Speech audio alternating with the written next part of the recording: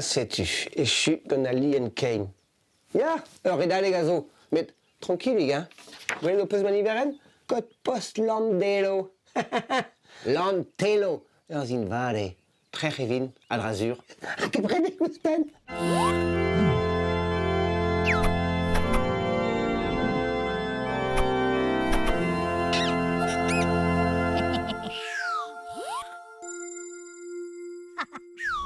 Penons e c'hello an immobilse beatrech en ur redadik, ep ober an dister a striv, ze e ar goulenn a zav e bar zo em pennig dister.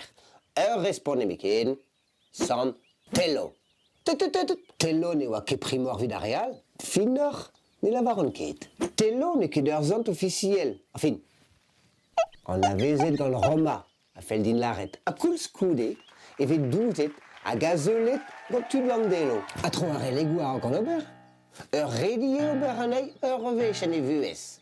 Modal, e ranko tud landelo, ober anei e palo maro var irder o archet ur vech bep ploaz. Hir an ent. Hir an ent. Hir. Tello a c'hemreat, deud da vrez vihan der lec'hias an samzun, e skop ti dol. Bon. Dol, landelo, ne ket kichen, me kimen a bea i brez vihan, en deus bec'hoant tourista. En em gavout a reas tal kichen chatogal, e landelo. A pa c'houlennas digon an tiern en em stalia, emma, a laras dehan, deite vo an douar ou a c'heli redek, e tre a c'heuzeol, a kan a c'hong, a c'he... Emma an oran d'ober dres e velta. N'en tudou, tello, a gein a se c'haro. Taxi!